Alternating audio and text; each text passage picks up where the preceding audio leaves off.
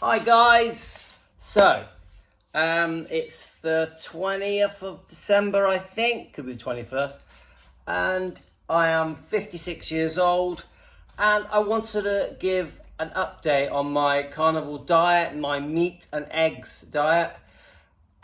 Straight from the start, I want to tell you that I'm 11 stone 3 at the moment, so I think I've gained about 3 pounds. Two reasons. I think I've gained a bit of muscle, so I'm just going to show you. I know it's a bit embarrassing, and me showing off my body. So you guys know that I weight train 3 times a week. I run a bit daily, and I walk the dogs. That's basically what I do. So what I found was, to try and help reduce my hunger, I've been using butter in my coffee. I do have a touch of milk, and I only have 2 coffees a day. I have 3 teas a day, and I have found that has helped reduce the hunger cravings. But the thing that has stopped the hunger cravings the most, for me, I think, is eating eggs and bacon at lunchtime, so 1 o'clock, 1 p.m. That tends to almost completely remove my hunger cravings until even at 6 o'clock, when I then eat my second meal, which is usually lambs, ribs, or steak, or pork bellies, and eggs, or some bacon. Then I definitely don't need to eat again after my second meal. But what I sometimes do is have a plum or some monkey nuts. Not many, just 1 plum and 10 monkey nuts.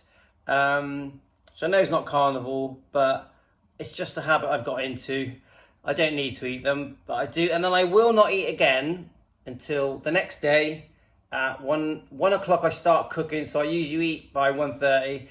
That works for me. It keeps my weight maintained. But I do think that having the milk in my tea and coffee and the butter in my coffee has made me gain a bit of fat around here. I'm very happy with my weight, mind. As usual with carnivore, I feel extremely full of energy. I wake up at half 7 a.m. and I am bursting with energy. We are talking like I could run a marathon. This is what carnivore's done for me. The ulcerative colitis has still kept away. I still think, obviously I'm not a doctor, I haven't tested myself, I don't think I'm pre-diabetic anymore, and I just feel great. I will say this, when I go to bed at night, I do still get a bit achy, but the second I wake up, there is no aches. Right now, I have not 1 ache in my body. And even though I'm 56, I literally feel 25. I feel like I can run a marathon. I know I've already said that. So, more advice on my journey. That is, eat as little carbs as possible. Definitely do not eat sugar.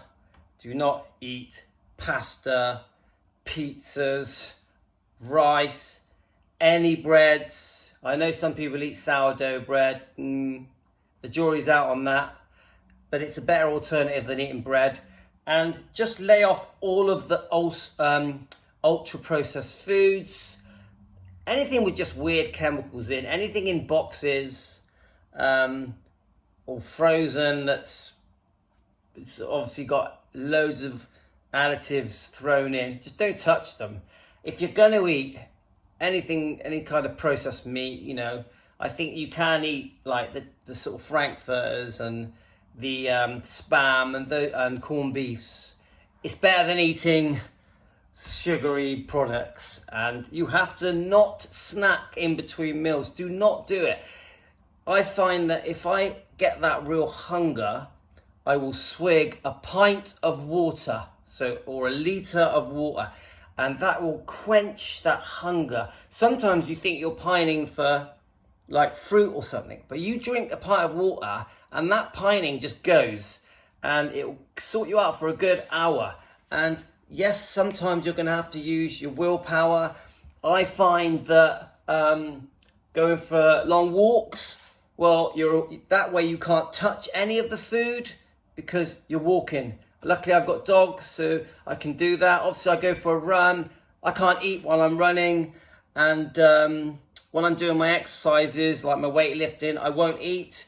So if you're going to have problems with the pining, the hunger craving, find something to do that completely takes you away from that. The best advice I can give is don't have things in the house that you're thinking about. So if there's chocolate bar or biscuits or crisps in the house, I never eat crisps, by the way. I do not ever touch potatoes, and almost never have salad or vegetables, but I do. Sometimes I'll cook a whole chicken and I'll have a Greek salad with it. Sometimes my wife will cook a roast dinner. Obviously, roast dinners are very popular in the UK, and I'll have a bit of maybe a sprout or some cabbage, but hardly any. It will be mainly meat, mainly eggs. I do still have a bit of chili sauce, and obviously I salt on most things. I cook many things with butter. I add butter to everything, especially my steaks. I cook them with butter. I save all of my fat. I'll show you here. I save all of my fat, and I use that. That's the fat that's coming out of the meats that I'm cooking. I use the air fryer a lot, if you see it behind me, almost for everything that I cook, especially the bacon. Sometimes with a steak, I'll just put it on a cooking tray like this. A cooking tray like this. I'll put butter here. I'll put the steak on, then I'll coat the steak in butter, and I'll put it in the oven.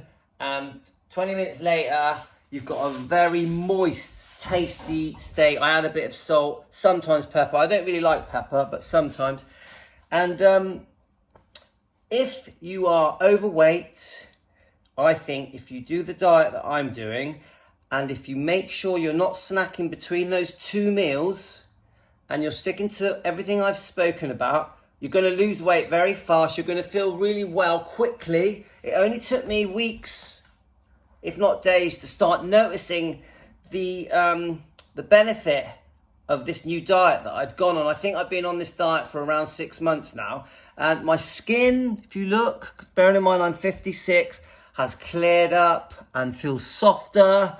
Even on my body, I just don't know why. I just think it feels smoother, and the muscles started to get more defined, and so my eyes cleared up, the bleeding of my gums massively reduced. I hardly get that at all now, and I used to have a dandruff problem which has massively reduced. It's not completely gone, but it's almost gone.